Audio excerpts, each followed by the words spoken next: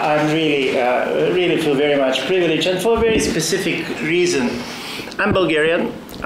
Bulgarian of a specific generation. I was 25 years old in 1989, and people has kind of forgetting how important Yugoslavia intellectually and politically was in the period basically that you are talking about. I'm not a kind of a scholar who is particularly doing the late socialism, but I'm always giving as an example because my first travel to the west from Bulgaria was in 1990, and this was towards Dubrovnik.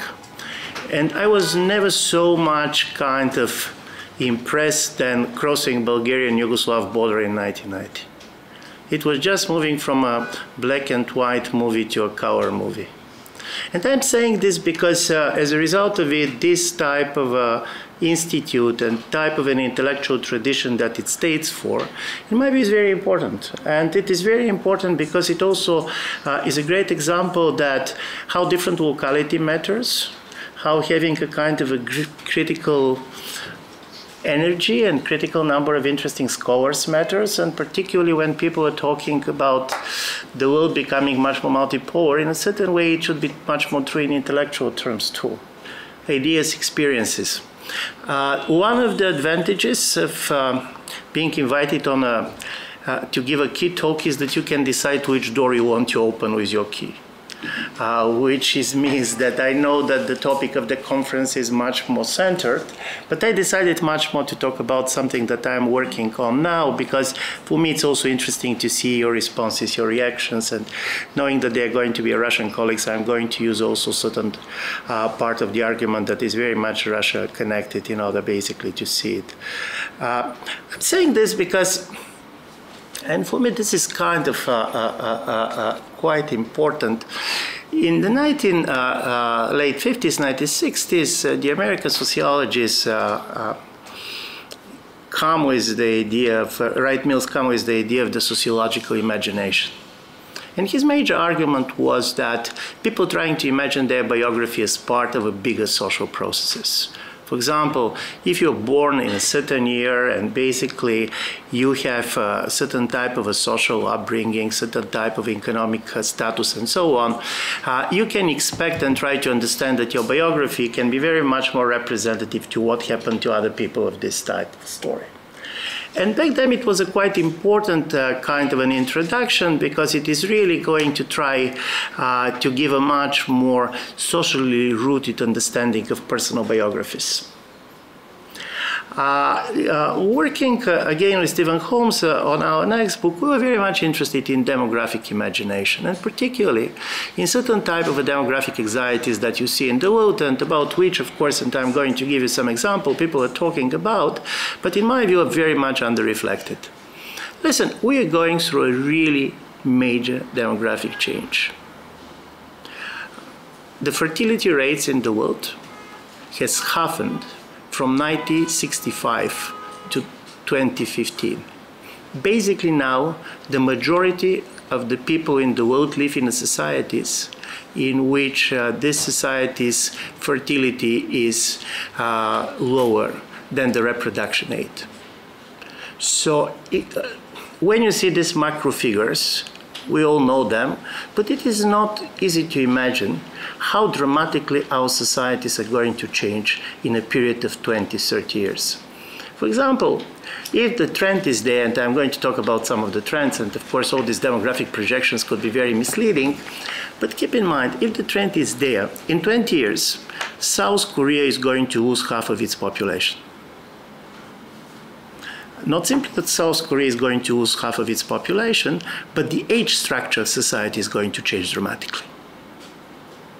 Suddenly you're going to have a lot of old people, and you're not having enough young people, and of course the economists have been very much worried in general how you're going to sustain the welfare state, what is going to happen to the pension system.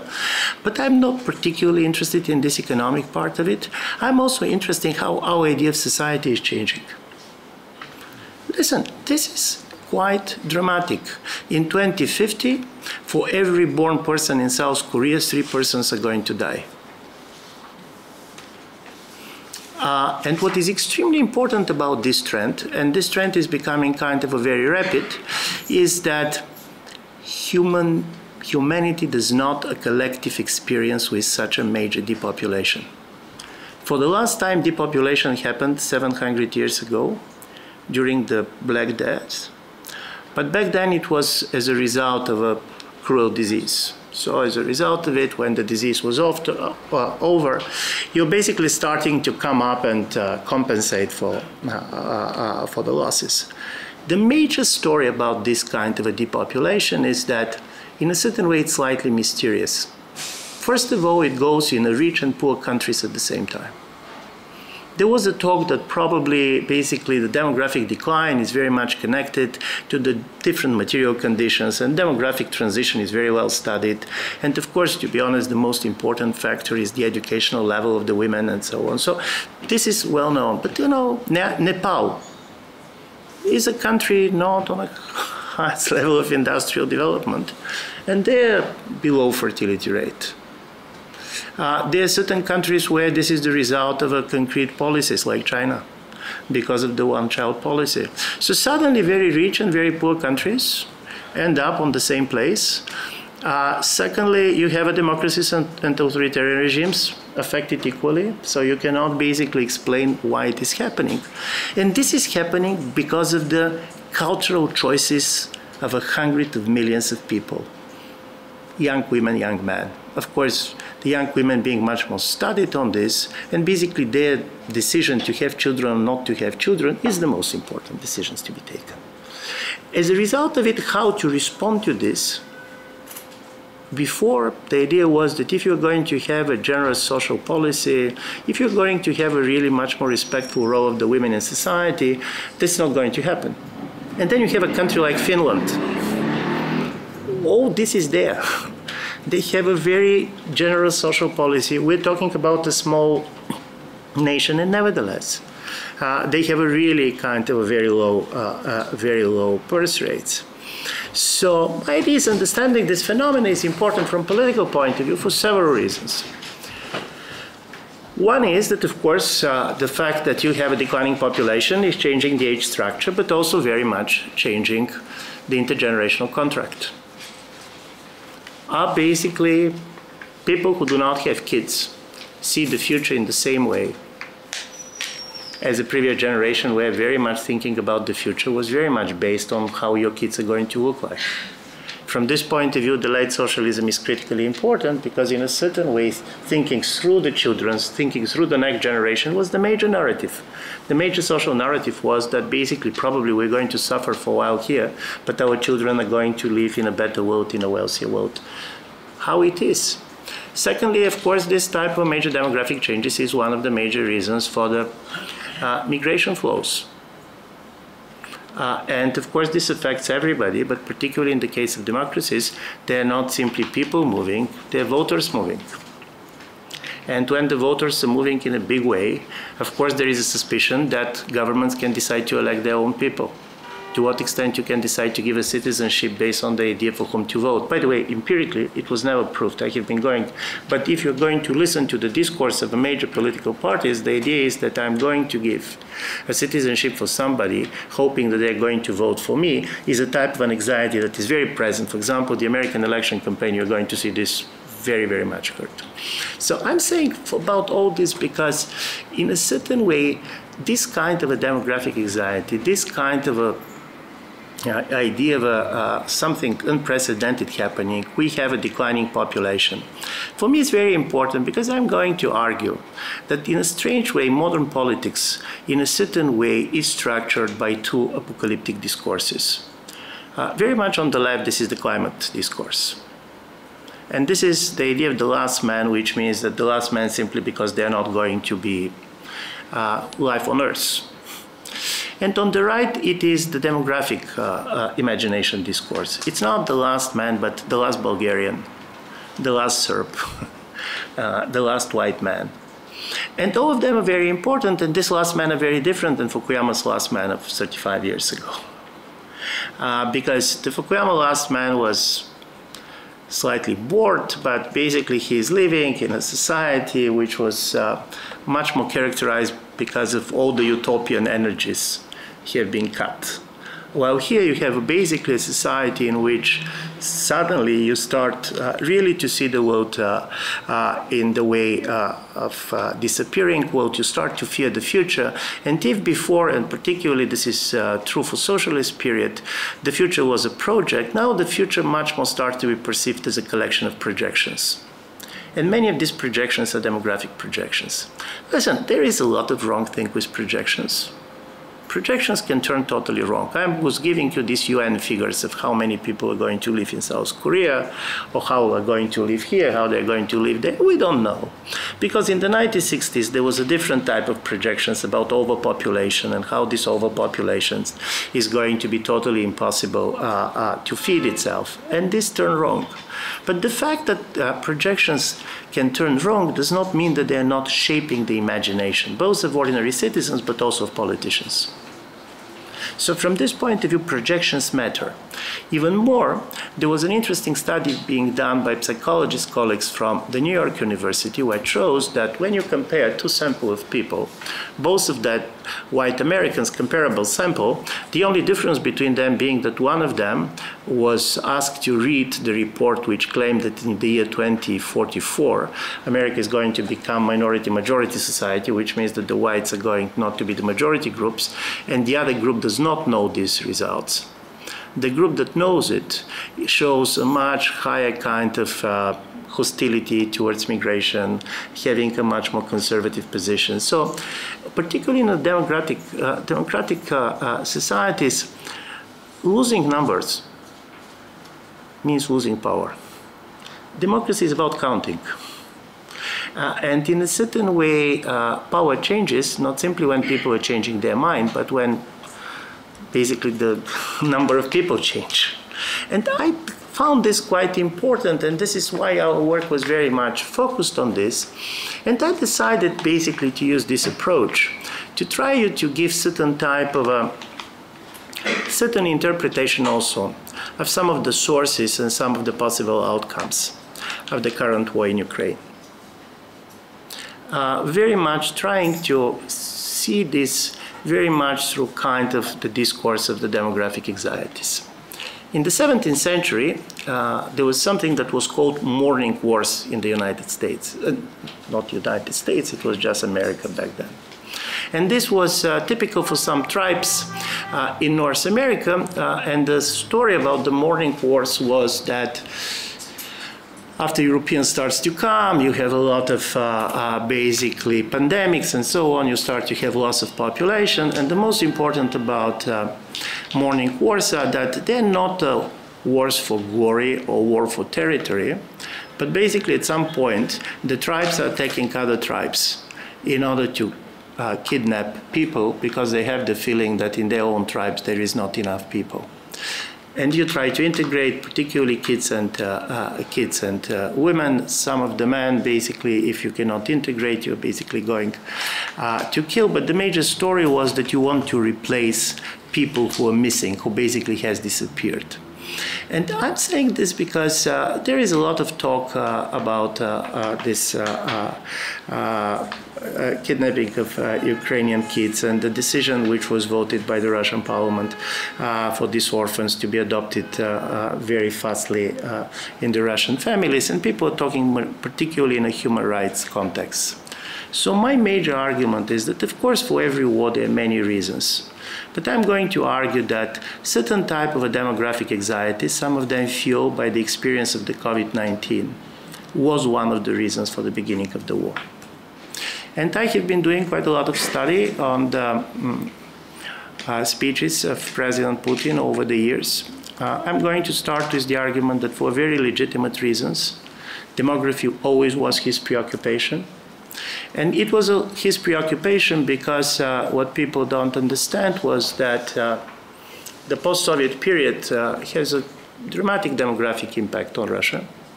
Since the beginning, since the end of the Soviet Union, Russia was 17 million people. This is not seen so easily, because basically you have also, after the end of the Soviet Union, the return of some ethnic Russians to Russia after the disintegrations.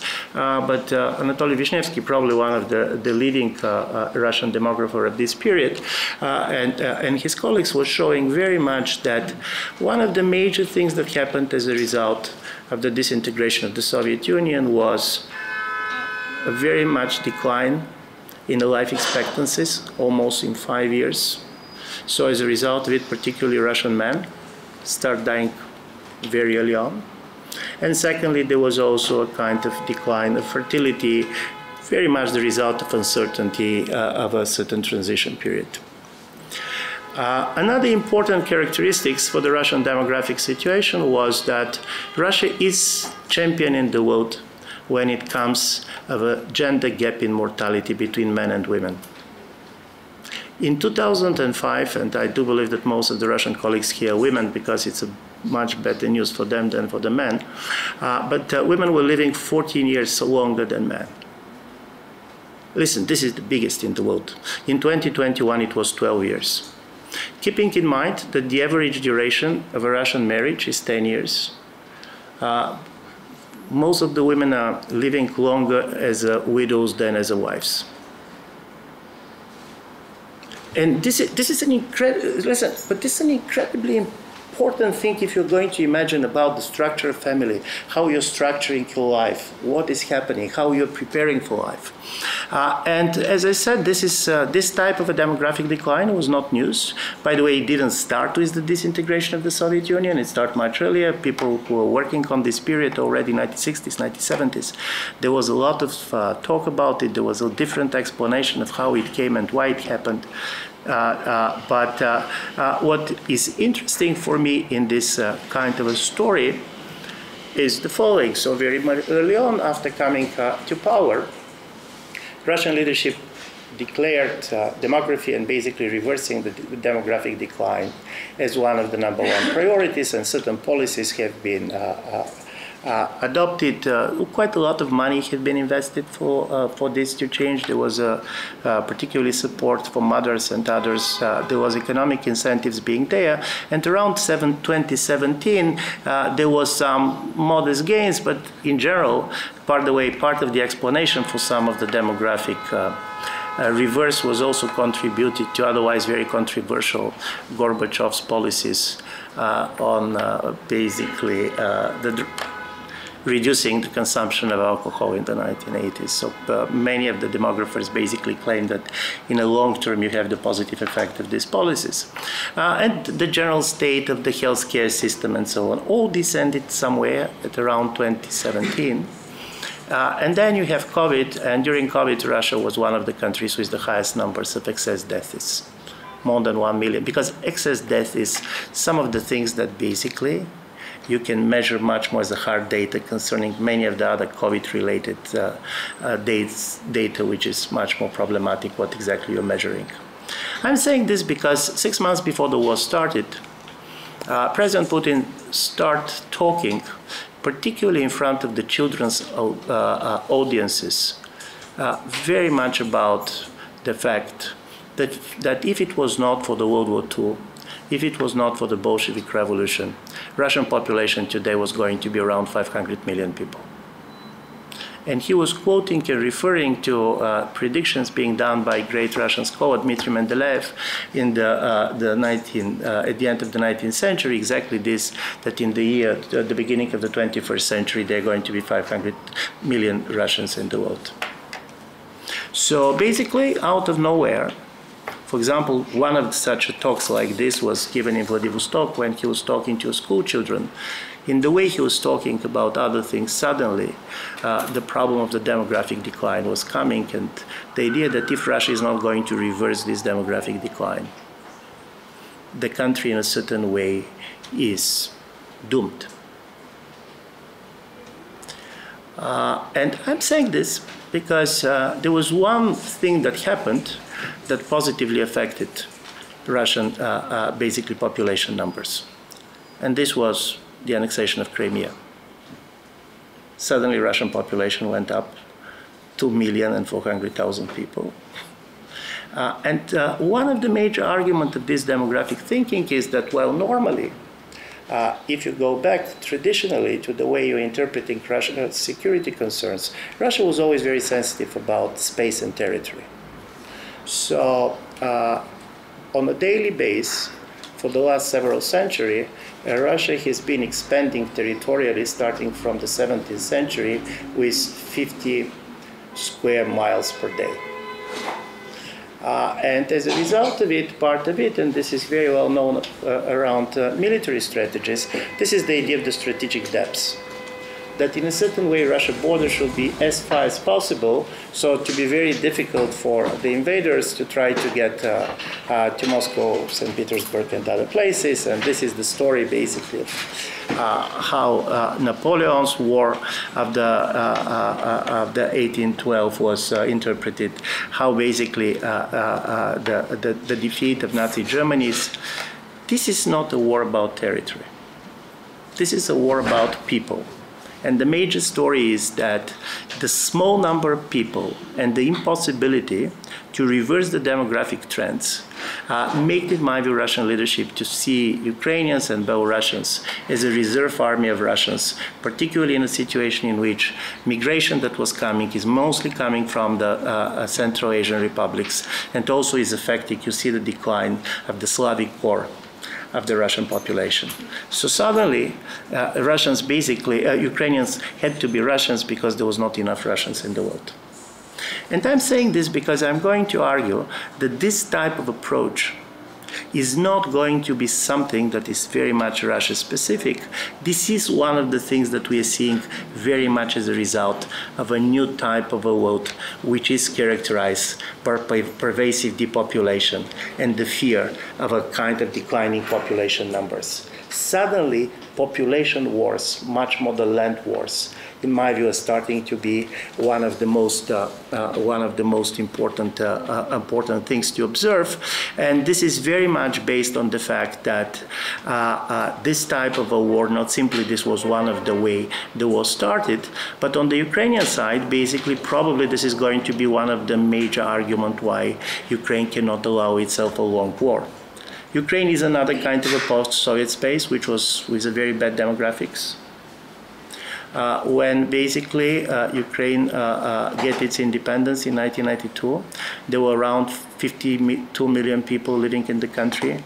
But as a result of kind of a decline of fertility rates, as a result of transition because of a very strong counter migration and others, when the war started, around 40 million people were living in Ukraine. And then comes the war. And as a result of the war, basically now in Ukraine, there's 3 deaths for 1 birth. And also you have a major out-migration of people, around 6-7 million people. It depends on the different projections. And of course, listen, most of these people is to orient them in a moment of war. Basically, to take this as a hard data is very misleading.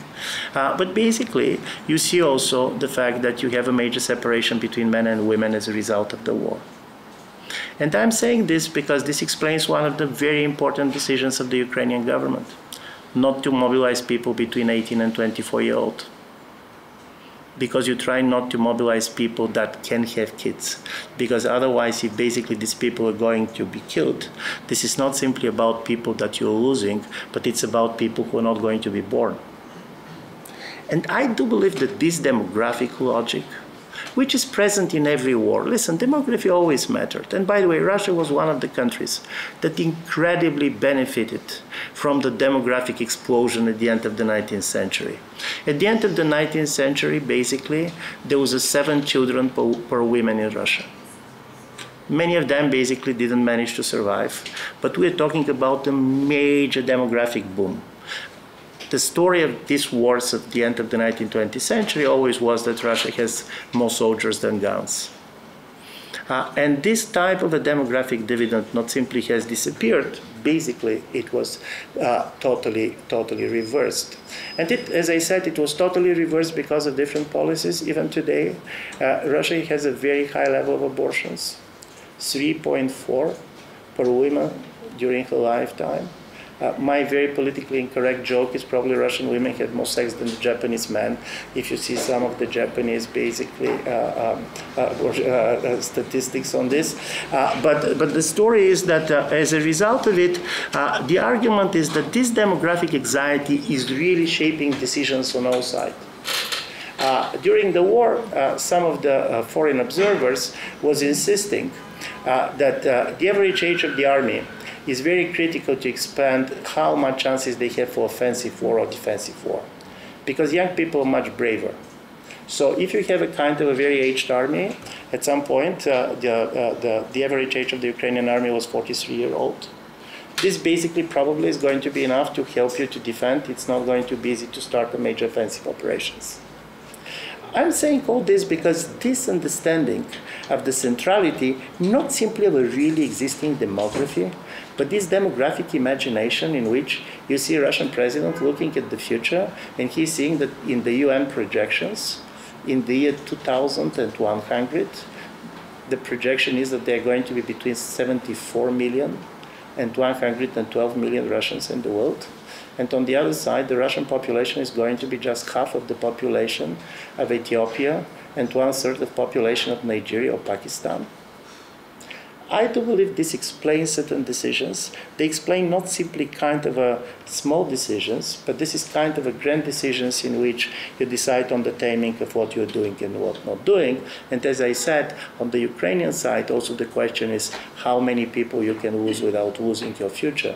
And I don't believe that this is specific for these two countries. I do believe this is the most radical manifestation for different type of thinking, very much shaped by the politics of demographic imagination, really kind of rooted in this kind of unique depopulation. This is also critically important, and this is my last point, because you have this depopulation. The problem is how political leaders explain it. Why does it happen? And you can believe that because it happens everywhere, it happens in the West, it happens in the East. Many can see this as a natural phenomenon. They basically can see this in terms of a certain type of structural developments. Part of the interpretation that came from the Russian leadership was that in a certain way, Russian demographic decline was the result of the cultural war of the West. In a certain way, the idea was because the Western civilization is aging, because basically the West is losing energy, they're trying to make others like them. And this is why you're going to see a strong stress on the anti-gay policy. Just recently, Russia Duma voted a special legislation which criminalized the propaganda of a child-free life. So all this is a part of a story in which it's, by the way, you can see this discourse in other places. Russia is not the only place on this. But this is a very important place because then you start to see this. And part of the explanation comes from the fact, and I do believe that it was not so much quoted in the Russian sources. It is a very important source when it comes to some of the Western conservative critics of the situation. One of the very important authors on this is the French philosopher René Girard. And this is the problem of apocalyptic mimetic desire. So why women do not have kids? Because they see other women who do not have kids. And the major argument of Girard, and Girard is a very powerful philosopher. Girard is a really interesting figure to read. But Girard's figure is the following. He said, in the 1960s, people believed that the most authentic thing in the person is our desires. So in order to be free, we should liberate our desires. And it was 1968. But he said there is nothing more unauthentic than desires. We want certain things simply because other people want it. And one of the examples that is always given is that if you imagine a kindergarten and you're going to imagine a room full of toys, and one of basically of the kids having a toy in its hands, everybody wants to have the toy which is in the hands of this person because you want something because somebody else wanted it. One of the person who, in my view, very much influenced Girard when he was writing this, of course, was Dostoevsky, who has this incredible novel about the eternal husband. And the story of the novel is about a wife that dies, and basically the husband realizing that all these other men that she had in her life, and he decided to visit all these lovers. And particularly one of the lovers made a very strong impression on him. So when he get a new bride and basically decided to wife, he invited this other person just to try to see can he seduce his wife. And the problem is, on one level, this other person is the obstacle for you. On the other, this is the model. He wants to be, you imitate others not simply because you want to be like them, but because you want to destroy them. So this idea of apocalyptic mimetic desire is critically important in the way basically people are trying to explain what is happening and why it is happening over cultures and what it is happening at one and the same time. And this is why this kind of a demographic imagination suddenly is becoming a war imagination. Not simply the war against Ukraine, this time the imagination of the war trying to defeat others, trying them to get and to adopt the cultural models that are very much spread in the West. I'm saying this is part of the story of the book, to be honest, this particular interpretation of the war as a mourning war is not so central to the book. But for me it's very important, and I'm going to end up here, that well, people are very much talking about the power of the ecological imagination, and by the way, ecological imagination has a lot to do with the decision of a certain generation not to have kids. You're going to see a lot of young people who said, should I have kids? This means that basically the world is going to be, the Earth is going to be less sustainable, the life on Earth. I do believe that this demographic imagination is extremely powerful, both when you are trying to understand certain changes in the domestic politics of the countries, but also in the international politics. And I decided to use this opportunity speaking in front of you just to introduce you to this intuition of the centrality of a demographic imagination in modern politics. So, thank you.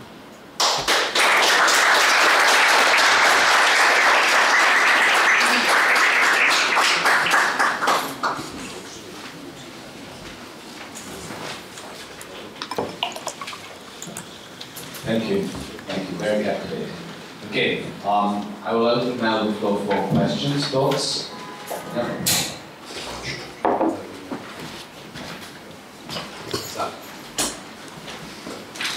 Yes, thank you very much. This was very inspiring and thought-provoking. You mentioned something that I come across years ago, a point that I haven't seen systematically addressed, and that's this mortality gap between men and women in Russia. And sometimes this has been connected with this idea that the cultural expectations of men in the Russian society as such that generate an enormous amount of existential stress. The stress related to the need to maintain the family, to the need to maintain social status, a sense of dignity in society, which was all extremely difficult during the transition, during the post-communist times, when basically the men were at the helm of all these changes. So do you think that this is, I mean, this is speculation, obviously, I'm asking you to speculate, but do you think this might be the main reason, or do you see anything else? It's a great question. I can give you several hypotheses that partially explain what is. One day, of course, one of the major explanations is also the lifestyles. Consumption of alcohol and other things, smoking and so on, are things that you cannot neglect. Thus, basically stress affected, for sure. We know that basically the level of unemployment and so on. One of the major story of the transition period, particularly the first decade in the 1990s, was a total loss of identity and social statuses. You have been spending all your life, you have been basically professor in a university and so on, and suddenly all this system in which basically your life was functioning was disrupted. Normally this type of gaps, mortality gaps, you see in a situation after war. And one of our observation was that if you just look at the demography, you don't know anything in economic development. So you come from Mars. You don't know anything about the Cold War. You don't know who was fighting whom. You don't know how all this ended. You're just looking at the demographic and economic projections of the 1990s, where basically Russian economy lost 1/3 of its GDP. You're going to realize that for the West, Cold War was peace. for Russia it was war. Because in a war, men are dying much more than women, and so this type of a gender gap is much more pronounced. The other important thing that is affecting this is the fact that when you stop working, one of the things that basically keep people running is there is a purpose for them. For many of the women, and particularly the figure of the grandmother, being Bulgarian, grandmother is probably the only functioning institution in Bulgaria. But it is critically important. You're going to see a lot of, there is a lot of studies, there is a lot of joke that the kind of a normal Russian family is a grandmother, mother, and a daughter. So in a certain way, the grandmother was very much integrated into social life, taking care. A man after losing job, basically, or after even retiring, suddenly you don't know what to do, and drinking is a full-time job at this period. And I do believe this kind of the way to adopt, it was probably also very much related to the fact that one of the most important things that happened during socialism in all of our countries was a major movement of people from village to the town. The problem of urbanization and basically the fact that certain way of life that was connected to the rural communities. In the rural communities, of course, this kind of gap was very different in a previous period. Because basically you have a much more organic life of community, what they're doing, not doing, and so on. So this combination of a very rapid industrialization and urbanization, and in my view is a much worse adaptation of man to this, plus lifestyle, plus this, and of course incomes matter. I was just today reading in RBK that homeless people live in Russia today 20 years less than others.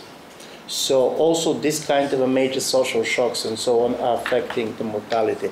But you should try to imagine, in the 1990s, the mortality of men in Russia was on the level of Africa.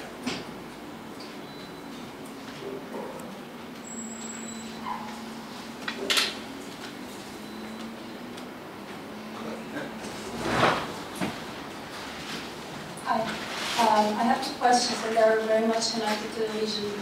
One is about society wars or gender wars within society. I'm looking at the case of Poland, limiting abortion rights, and this new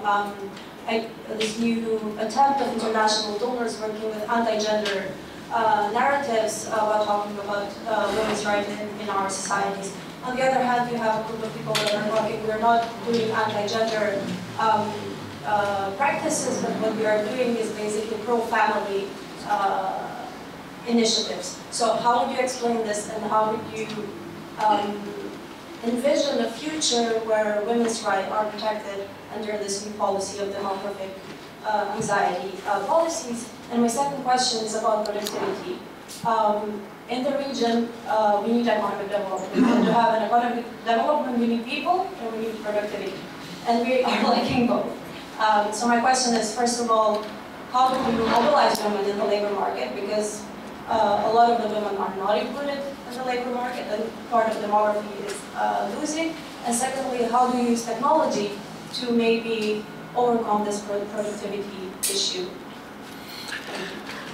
Thank you very much. Listen, this is the fundamental question. One of the major, basically, story and the major cultural war is about the role of women in society. And if you see most of the conservatives government coming, basically are blaming very much the low fertility rates on the women. The problem is that this is a trend and none of these policies were particularly effective. You see societies that are perceived as more religious, and you can see that basically their fertility rate are not very different. Iran is a society with a below reproduction rate. So you have officially Islamic society and so on, so you have a theocratic regime and it does not work. Of course, we know that on the basis of the American statistics, religious families, people who basically committed religious, has more kids. So as a result of it, the major story is what you're doing with the women and role of the women. And this is critically important because, as you're saying, in all societies, particularly Eastern Europe, I mean, be it Russia, Ukraine, Poland, the participation of women in the labor market was very high, and this is one of the legacies of the socialist period. So if you decide to reduce this, basically if you ask the women to go back home, First, how realistic it is that a man can sustain a family, particularly of 2 or 3 persons just on one salary, which was the case before. But secondly, the other thing that changed dramatically is not simply the educational level of the women, but also the professional realization of the women is changing dramatically. One of the major stories, and this is a book which, for those of you who are interested in these thematics, which is not about our part of the world, but I found one of the most interesting sociological books, and particularly datanists that I have seen, is a book by American sociologist which is called Of Men and Boys. And basically it's showing something very simple. In the last 30 years, we have a major and dramatic reversal when it comes to basically presence of men and women in the universities. In 1970s, if you're a man, the chances to go and to graduate college was 20% higher than if you're a woman. Today, this is more than 20% higher if you're a woman. And as a result of it, basically, as a result of this major change, you see things that you didn't see before.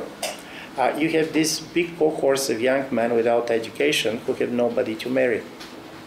Because the moment these women basically get in the university, they're not particularly interested to marry people who do not have education, who does not have incomes, who is not there.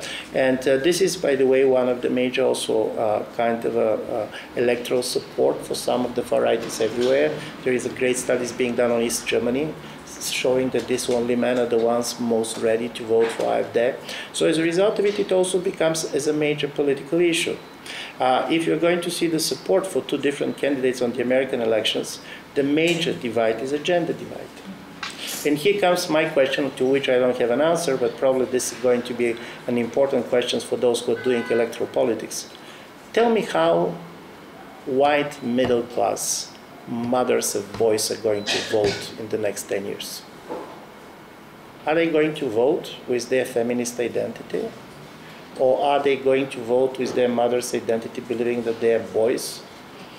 Kind of a much more constrained and marginalized and so on, and I found this is a really interesting political question that is going to shape many of the decisions. Till now, we do not have a successful policies of reversing this trend. So neither anti-gay, lesbian type of legislations particularly have this story. One of the story about Russia, and there are people here who know more than this, Russia is not a conservative society on this level. This is not the Bible Belt. Not in the level of sexual promiscuity and so on traditionally is very high. So basically, there's only one Western society which has a very relatively high fertility rates and which are going to have demographic growth in the absence of migration.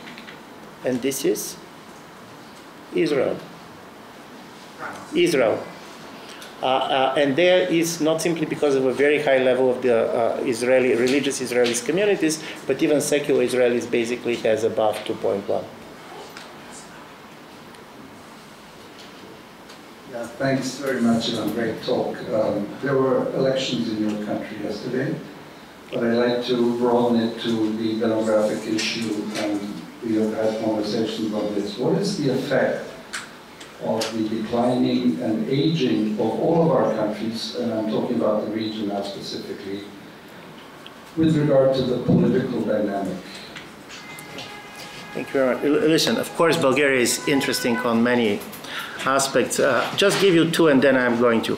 One is, keep in mind that Bulgaria is the fastest demographically shrinking country in the world in human history, in the absence of war or natural disaster.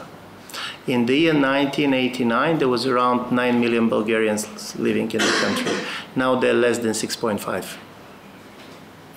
What is the result of it? In our case, it was not so much fertility rates, which are low, but not dramatically low. It was out-migration. And this was very typical for Eastern Europe. There are only 2 East European countries which have relatively low figures of migration. By the way, not by accident, one of the most industrialized countries in a pre-communist period, Czech Republic and Slovenia. I'm saying this because 4 important things are happening as a result of it. One is, when people are leaving the country, it's not simply that you're losing population, but also all the money that have been invested in them are leaving with them. So I'm living now in Vienna. All the money that Bulgarian state have been invested in my education for 25 years are living with me. I have been, of course, returning money, taking care of my mother and so on, so you have remittances, but in a certain way, it is a major loss of money. So this transfer of money from the East to the West is one of the least studied things that happened during the transition period. And it is a very big one. The second thing that is happening is, psychologically, even if you're successful in the country, but if everybody wants to leave the country, your success is becoming highly problematic. You're very successful, but basically you're living in a place that suddenly everybody wants to leave, and this is, in my view, create this additional level of pessimism. And it is very interesting to see in most of these countries with a very high level of out-migration, a major discrepancy between optimism and pessimism when they talk about their personal status and what they talk about society as a whole. Thirdly, this is changing the electoral body. So most of the people living does not need to be the best as the brightest, but normally are younger people. So suddenly, what happens in countries like Bulgaria is that in general, young people are a small cohort, and then when big part of this small cohort is living, they become irrelevant for political game. I can win elections in Bulgaria without getting any vote from the people between 18 and 24. So suddenly, this explains the fact why in these countries you have a protests in which young people are overrepresented, and at the same time you have a quite low participation in elections, simply because they don't have the numbers to affect the vote. This is just contrary to the experience of the baby boomers in 1968, that have been such a big cohort that the moment they went to the ballot boxes, basically they're changing everything. And from the end, how it ended in a way in Bulgaria. So as a result of it, in the last 3 years, Bulgaria has, just yesterday was the last one, 7 parliamentary elections. What is happening is that normally people like to talk about polarization, but it is much more dangerous for politics, the combination between polarization and fragmentation. So in a highly polarized society like the United States or even Poland, and of course the nature of the electoral system and many other things affect how it works, but Bulgaria has proportional representation with a 4% threshold. So in the last elections we ended with 9 political parties in the parliament. The biggest party basically has 26% of the vote. So as a result of it, making coalition is very difficult. So you have elected parliament. The parliament cannot elect a government. You go for new elections, and because you go for new elections again, people are even less interested to vote anymore because they're voting all the time and nothing is changing. And to go into this vicious circle, which end up with ungovernability. So you have too many parties which have too many red lines with whom they are not ready to go into coalition. And I'm saying this because I do believe that the level of general optimism is very important in politics. And Tocqueville has noticed something very important when he was writing Democracy in America. He was traveling to America and he said, the elections is this strange game of exaggerating and that banalization. Before the elections, you're told that this is the most important elections, that this is a problem that is, we never have been facing such a problem. And then when the elections are over, you're saying, no, but in a certain way it's not so dramatic and we're going to do this and that. And this is how it works. Because in a certain way, the election day is the day in which the voter is asked to go back to the past and to the future at the same time. To judge on the performance of the governments and to listen to the promises and so on.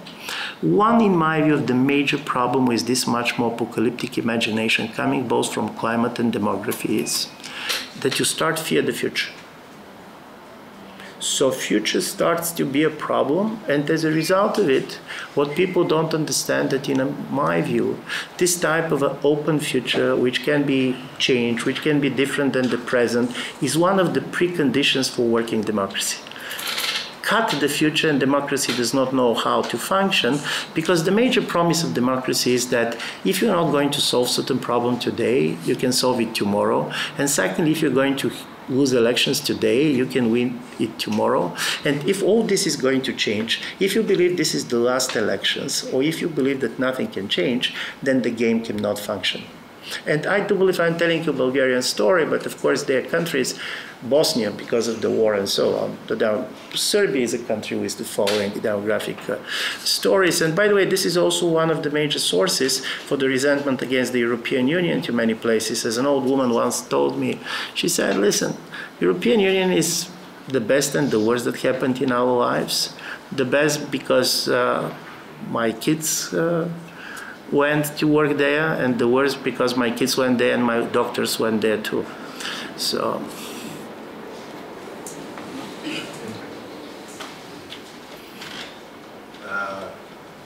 Thank you for your immensely eloquent and mesmerizing talk. It's really a feast here. That being said, it's been a while since I've heard such counterintuitive argument as you presented. And it looks to me, and the argument basically says that Putin is sacrificing hundreds of Russian boys every day and letting 1 million people leave the country because he wants to increase the population. Yeah. That reminds me, while I was listening to you, let's imagine you and me go through Skadarlia and we see a guy drinking and paying everyone drinks and giving money to music, and I ask you, you know, but why is he doing that? And you say, because he wants to save money, you know. That sounds counterintuitive. And to finish basically my comment rather than a question, I'm thinking another simile. If tomorrow Canada was to leave NATO, to proclaim its decision to leave NATO and to join BRICS or this military union of Russia and Belarus, I'm positive that America will do everything in its power to prevent it, including the invasion. And I don't think that we would need any other explanation other than spheres of interest and control of certain, you know, population to account for why is something happening, and most importantly, why it occurred and how can we stop it, you know? Yeah. Because if this is the case, then we only wait for Putin to die. If everything is about 210 Russian population, there is no light. There was this, I read your book, Light That Faded, so then there is no light, okay? Thank you very much. It's a great question. First of all, that something turned not as you expected is not something that can be talked only about demography. If you take seriously Russian argument that NATO and the expansion of NATO and NATO going closer to the Russian borders is the major reasons you're doing this as a result of the war. Now Russia has more than 1,000 kilometers border with NATO after Sweden and NATO started and Finland joined. So first of all, it was meant to be a special operation. And this is critically important. Certain things have changed, and they changed. The special operations ended in September 2022, when the mobilization started. It was based, in my view, on certain levels, and I can go against on demographic story. In 2021, the results of the Russian census was presented to the Russian leadership. The census was highly problematic because it was done in the time of the COVID. The specialists who basically go there are really questioning many of the figures, but according to this census, there were two figures that was quite interesting. The number of people who define themselves as the Ukrainians and Belarusians in the Russian population for the last year has dramatically declined. So suddenly you have the feeling that you can assimilate very successfully people who 10 years ago declined. And in the Ukrainians, you can say this is because of the tensions after 2014, but with Belarus, this was not the case. Secondly, there is a very strong, normally, and here this is a kind of intellectual argument that you can agree or disagree. Normally, when you try to see what are the intellectual influences over certain political leaders, you basically try to go and focus on what kind of people are quoted in their speeches. And to be honest, I'm very much suspicious about this. First, they're not writing the speeches. When people are telling me how much basically Putin was influenced by Ivan Ilyin, only person who has never read Ivan Ilyin can say this. Ilyin is not an easy person to read. Of course, Putin is reading. We know that he has read memoirs of Denikin and stuff. But Ivan Ilyin is a very difficult writer. What normally you influenced is by ideas that have been popular in your youth. Probably even you're not getting the idea in its clarity. Most of these people are not scientists, they're not social scientists, and I'm not talking only about Putin. But for example, in the 1980s, when Putin was kind of forming himself intellectually, Guminov was very strong and very popular in the Russian debate. And the idea about the nature of the ethnic groups, that it's almost biological, the idea of ethnogenese was very important.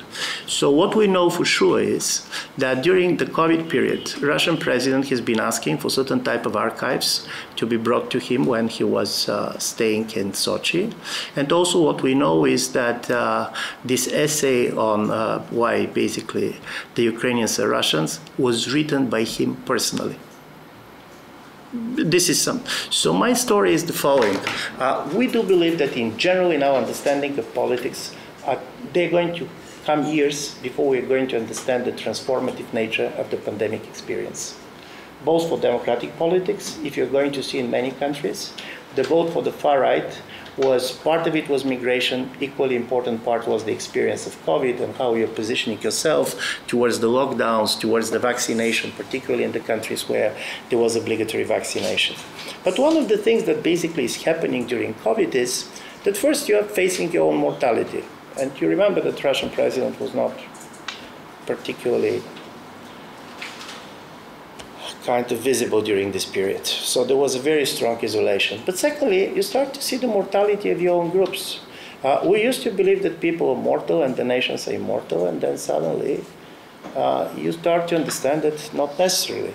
And by the way, the paradox of this demographic situation which we're talking about is that in Silicon Valley you're going to see a lot of people who are really betting on personal immortality, who believe that if they can survive the next 20, 30 years, and then you're going to change organs, and you're going to do this, and you're going to do this. And this idea of individual immortality is really strong.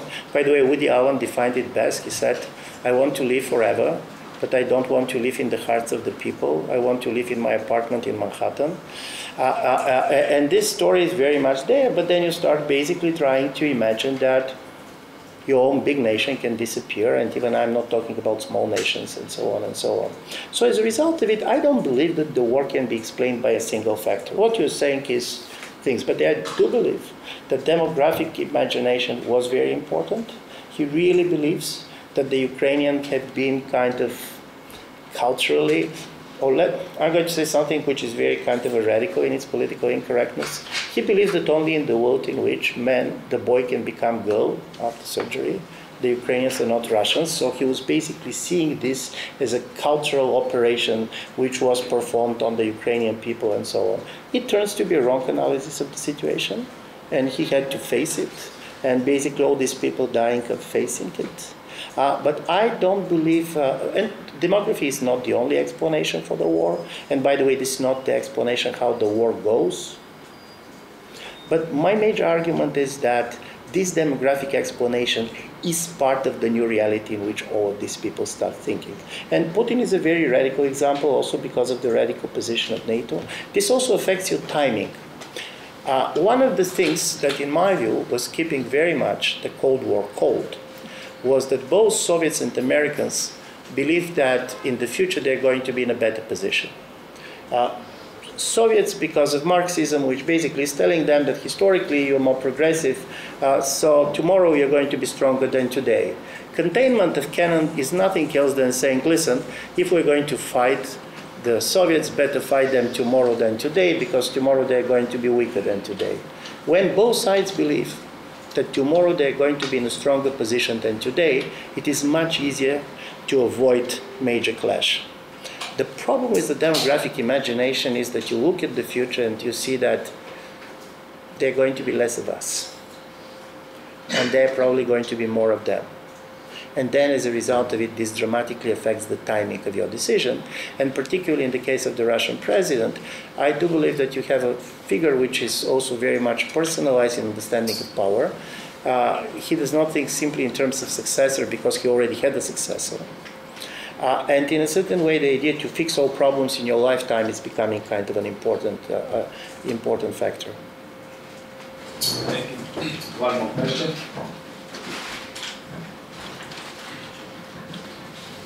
Thank you. This is truly inspiring.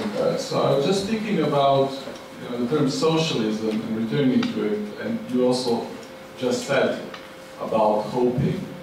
The death of social hope is at stake here, because as I understand your argument, on both sides you have this kind of apocalyptic thinking, and this in turn is also, I think, if you look at it sociologically, is connected with globalization of neoliberal views of seeing efficiency. So what is efficient?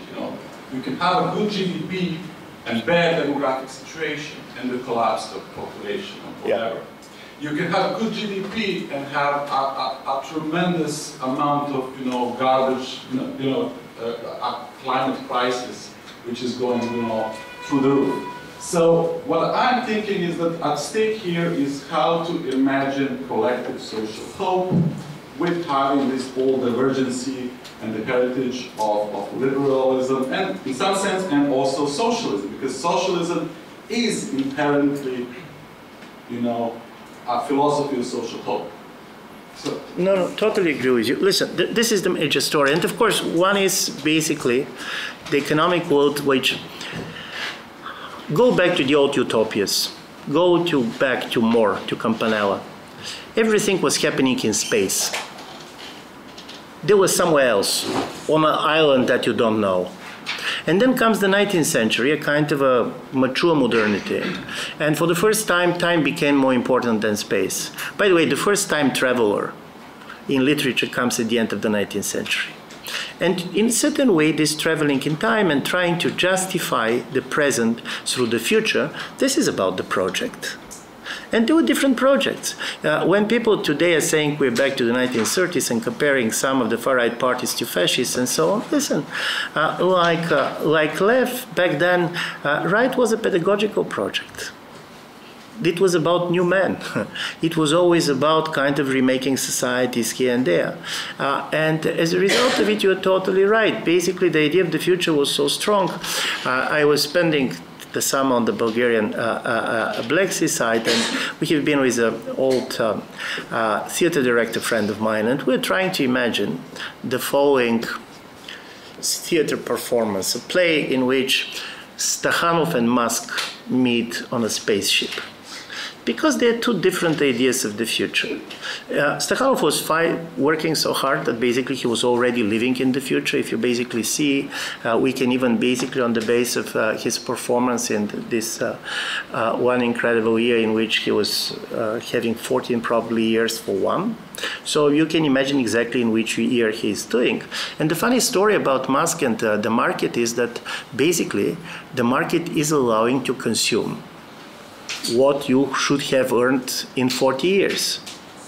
If you see the multiple of Tesla, so basically what is the difference between their capitalization and basically their profit, this is incredible.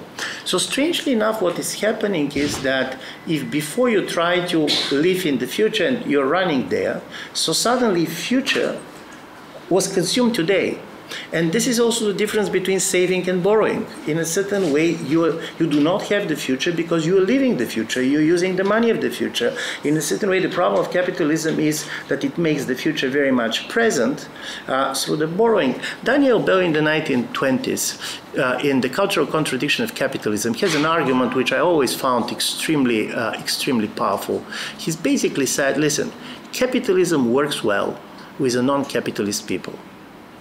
The saving man is not the product of capitalism. He is a product of the pre-capitalist society. The borrowing man is kind of the product of capitalism. And as a result of it, basically, in a strange way, the future is already consumed now. And as a result of it, there is no future. How to construct this as a collective project, the problem is also who is the collective. And this is a real issue. Who is the collective? Is the society as a whole? Is the nation state? What is the meaning of nation state?